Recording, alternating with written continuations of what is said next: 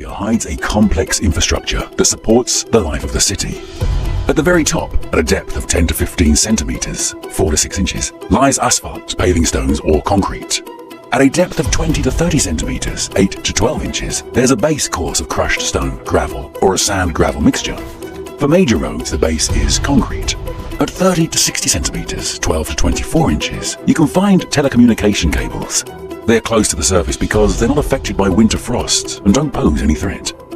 At 45 to 90 centimeters, 18 to 36 inches, you'll see electrical cables.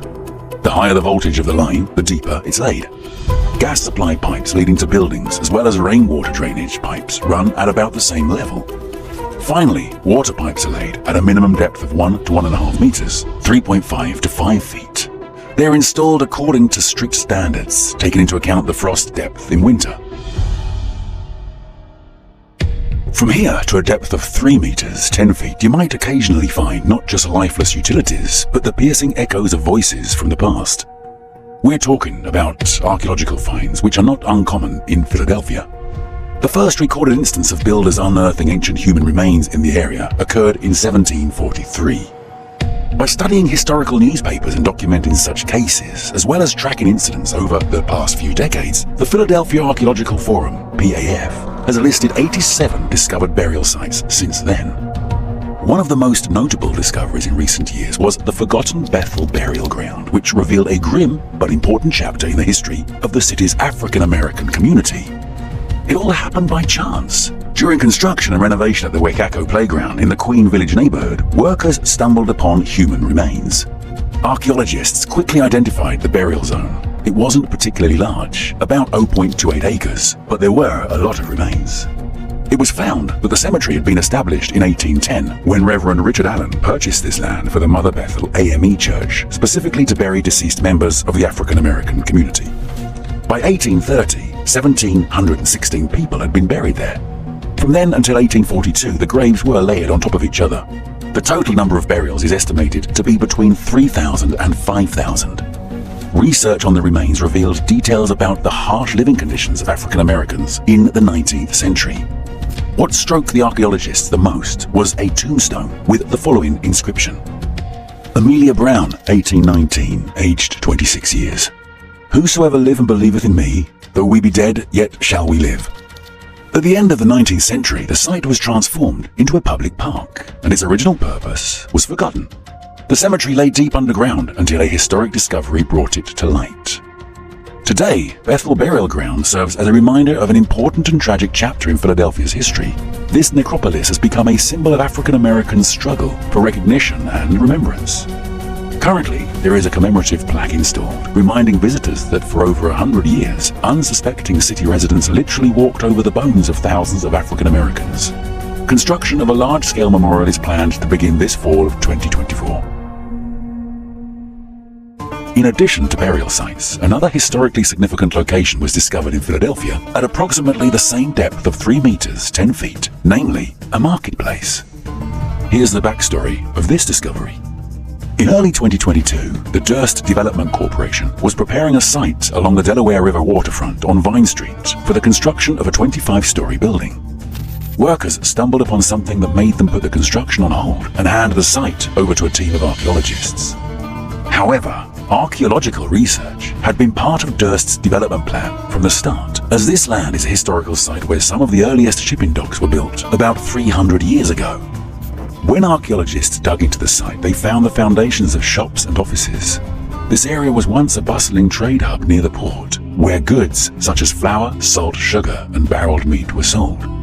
What sparked the most interest were bones, many of which had been sawn. Nearby, they found floorboards covered with cedar shavings used to absorb blood. Yeah, the archaeologists had discovered an 18th, 19th century slaughterhouse.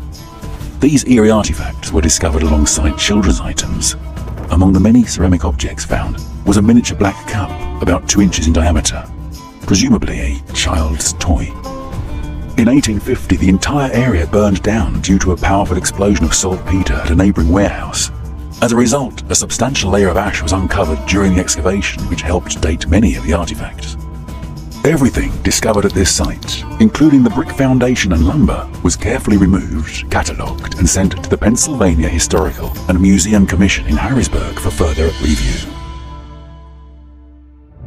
Just a few streets down at the same 3-meter 10-foot depth, archaeologists uncovered yet another interesting site, the House of the President. When archaeologists began excavating at 6th and Market Street in 2007, they weren't sure that they would find any remnants of the 1767 house where George and Martha Washington once lived. Many believed that any significant remains of the president's house had been destroyed by the city's rapid development in the 19th and 20th centuries. Located at the heart of Philadelphia, this site contained many layers of urban debris. As the archaeologists dug deeper, they traveled further back in time. And reality proved to be much more exciting than they thought.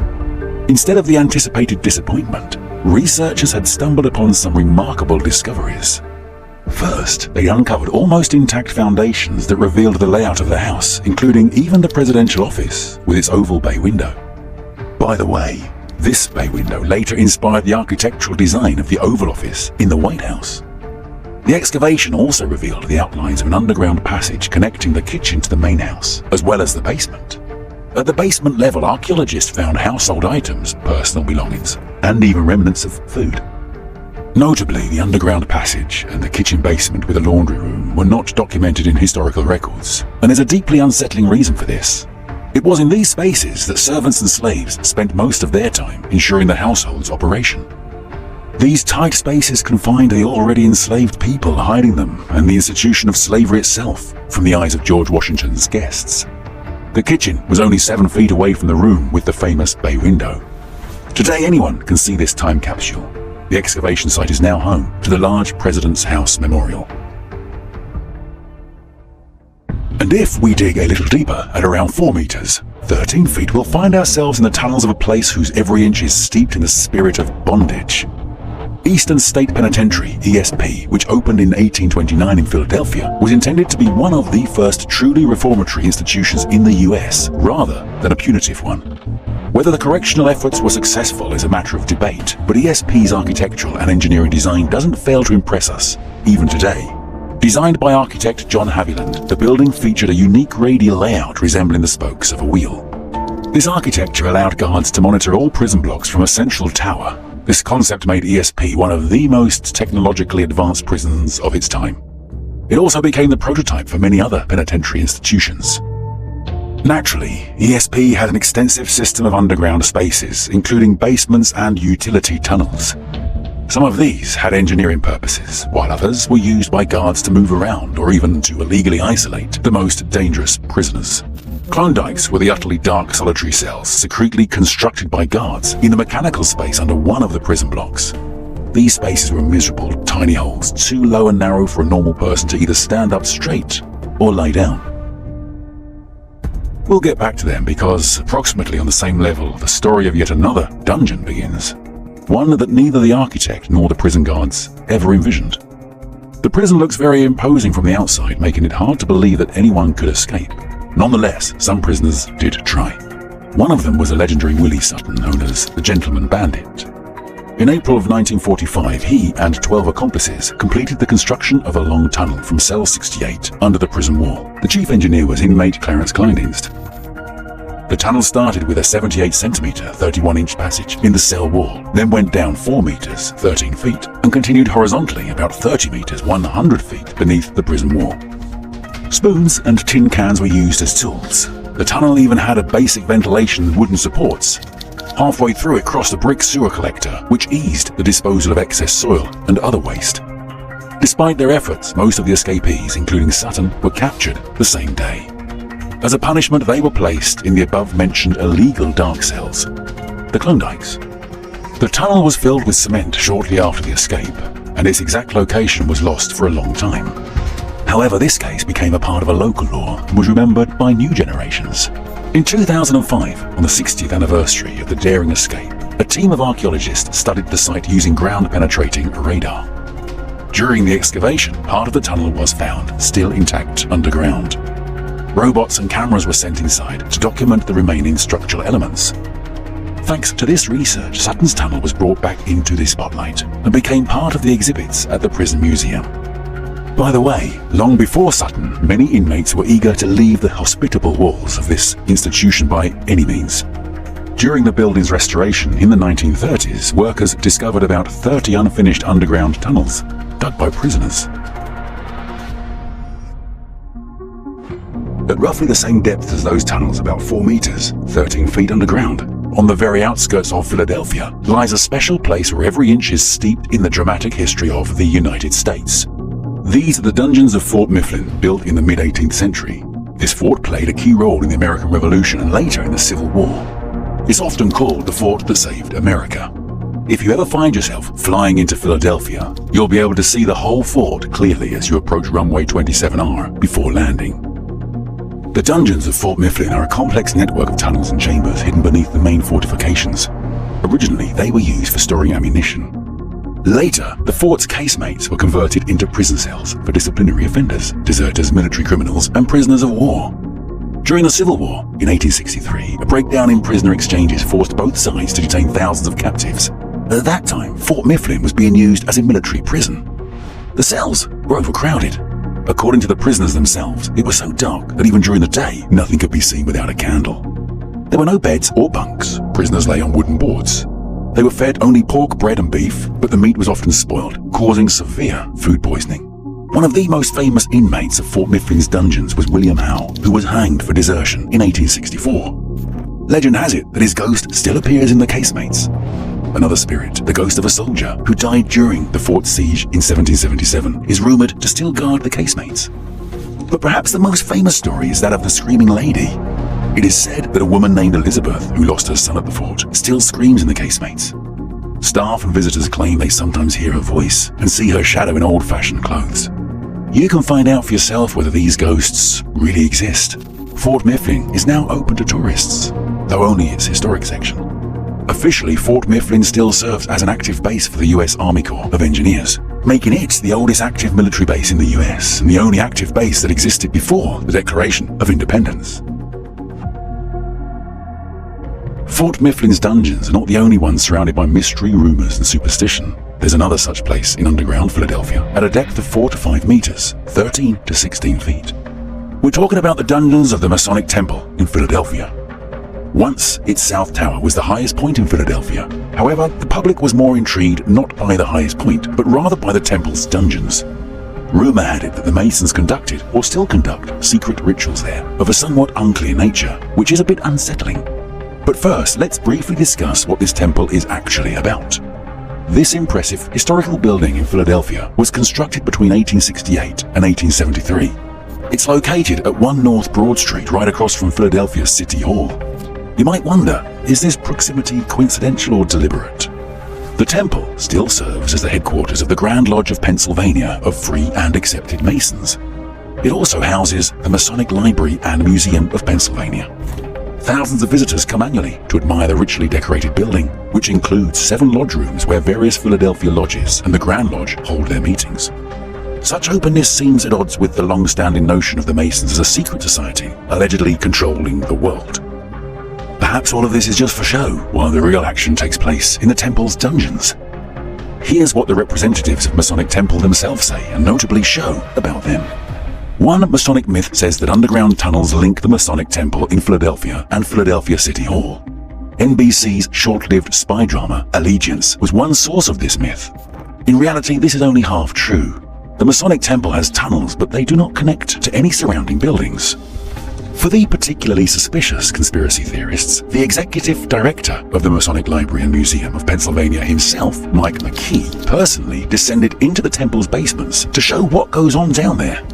The basements are just like any other basements, cramped and far too small for any kind of meeting, and the setting is far from the Masonic aesthetic, to say the least. Although if you bang a hammer on the iron base of the staircase, the sound is really epic, and you can hear it all the way up in the hall. It almost makes the basement seem gigantic.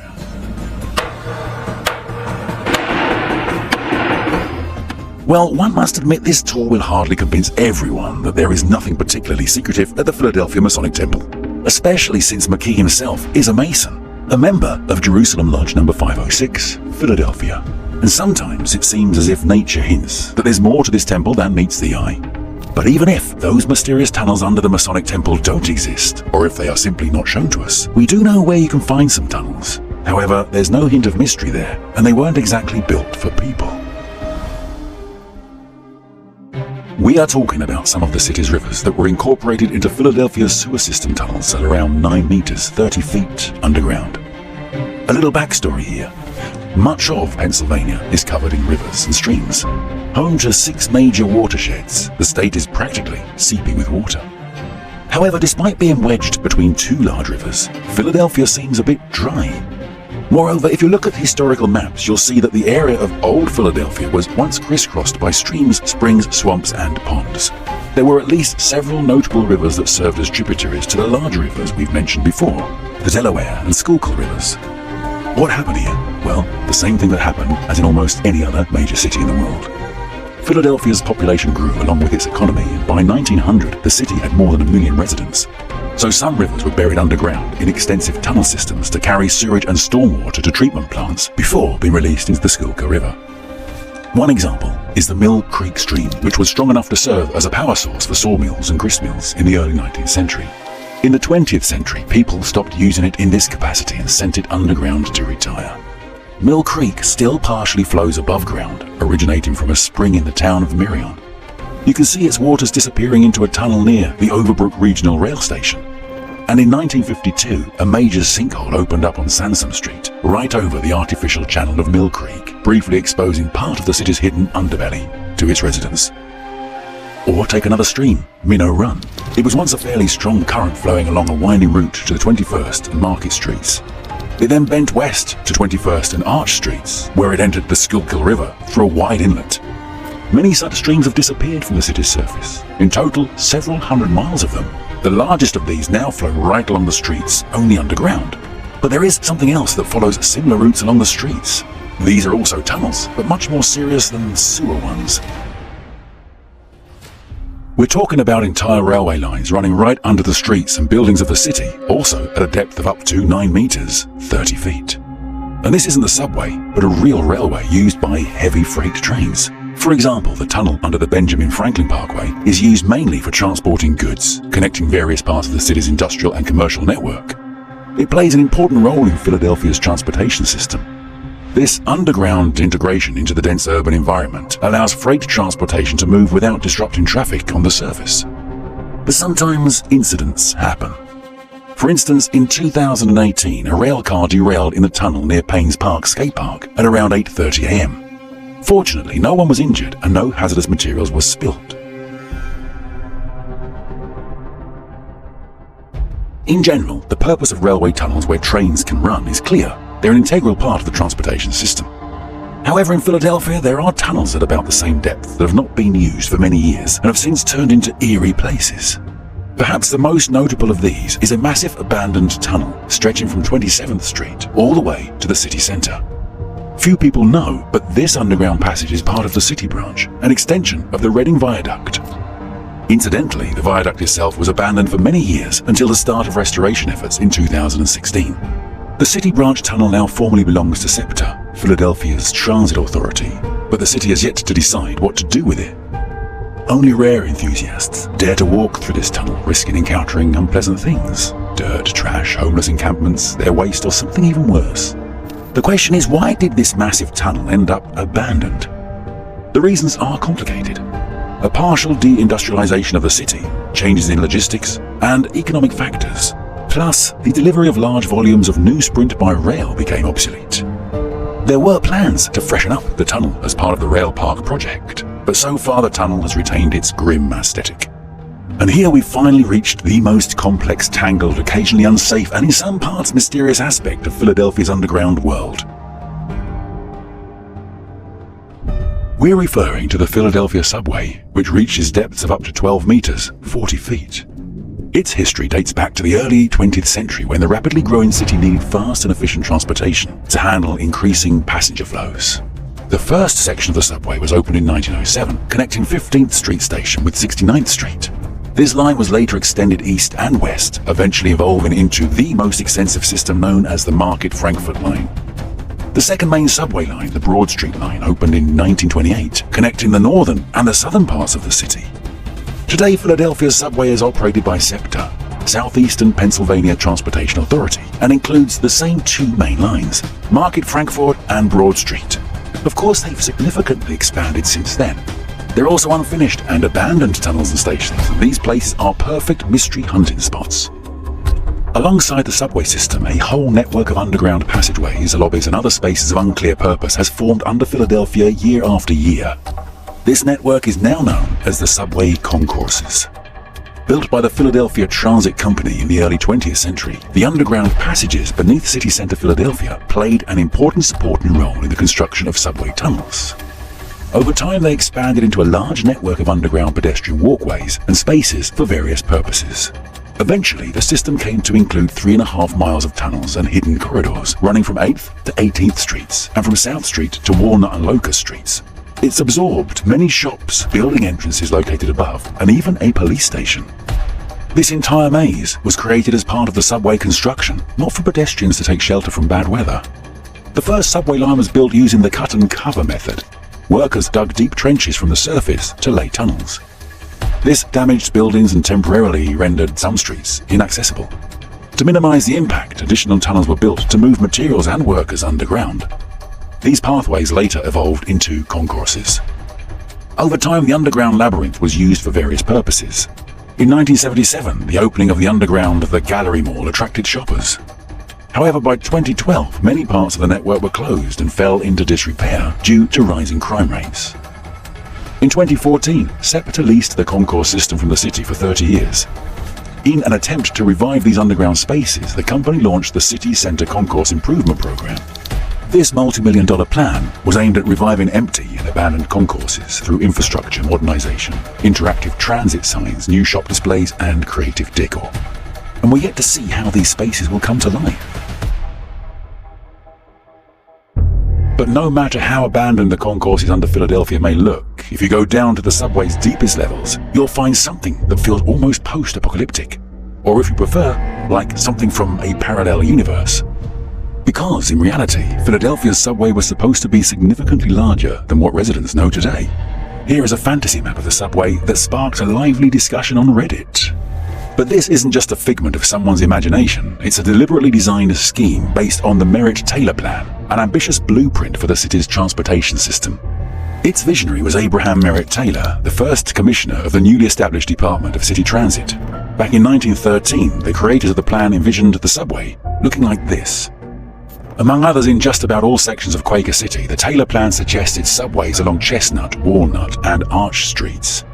A subway loop to distribute riders on the Broad Street line around Center City, a line along Benjamin Franklin Parkway to points north, and a subway branch into Northeast Philly via Roosevelt Boulevard. The plan was taken very seriously despite its considerable challenges. Here is the original isometric diagram of the underground structures at 13th and Arch Streets. The plan envisioned the construction of the proposed line on Arch Street. Moreover, they actually began construction. A significant portion was built, but then something went wrong. In 1916, Taylor was replaced by a more pragmatic transit commissioner, William S. Twining, who didn't share many of Taylor's ideas. In addition, World War I had a major impact. There was a shortage of labor, construction costs skyrocketed, and materials were in short supply. The city also spent huge sums of money on several transportation projects. Legal issues with awarding contracts complicated matters even further. By the time clear decisions were finally made in the 1920s, the era of private cars had overtaken the era of subways and trolleybuses. Then, the Great Depression hit, completely destroying any prospects of the subway lines under construction. So, what was the result? In 1915, sections of tunnels under Arch Street and Locust Street were excavated, but the construction ceased due to a lack of funds. The tunnel under Locust Street was eventually completed, but the tunnel under Arch Street was not, as World War I led to the abandonment of the Ring Road project. Before the war, only two short underground sections were dug under Arch Street. One between 12th and 13th Streets, 80 meters, 260 feet long, and another between 10th and 11th Street, 39 meters, 127 feet long. These large sections were likely intended to become stations on the line.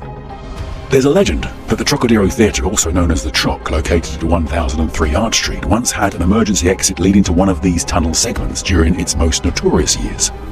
And the famous Chinese Friendship Gate on 10th Street could have stood exactly at the intersection of 10th and Arch. Instead, it's actually far from the intersection. This wasn't because the engineers made a significant error, but because the tunnel beneath Arch Street might not have been able to support the weight of the 12-meter, 40-foot structure. At the very least, it certainly would not have allowed for a proper foundation. The abandoned subway now looks like this. 2 metal gates on the sidewalk of Arch Street are the only entrances to these abandoned tunnel sections. If there's anything even darker and less pleasant beneath Philadelphia, well, it's not hard to guess what it is. Naturally, we're talking about Philadelphia's sewer system, which reaches depths of up to 15 meters, 50 feet. One of the oldest and most fascinating in the US. Built in the early 19th century, it's grown into an extensive underground labyrinth. If all its pipes and tunnels were laid out in a straight line, they'd stretch across the entire country. Over 4,000 kilometers, 3,000 miles. That's approximately the distance from New York to Los Angeles. In its early years, the city suffered from poor sanitation, and waste was often dumped directly into the streets. When the city first introduced a water supply system in the early 1800s, the need for wastewater removal quickly became evident. By the 1830s, the construction of proper sewers was long overdue. The first tunnels for stormwater and sewerage were built by hand. They looked like arched structures built of bricks, as in many other cities. The bricks were laid with such precision that many of them have not needed repairs in nearly 200 years. Some sections are still functioning without major modifications. The old arched brick sewers can now be considered monuments of underground architecture. Some of them were originally intended as backup water reservoirs and went unused for quite some time. In fact, they were forgotten for many years until astonished engineers rediscovered them during sewer renovation in the 1960s. Today, Philadelphia's sewer system not only handles wastewater, but also helps control flooding.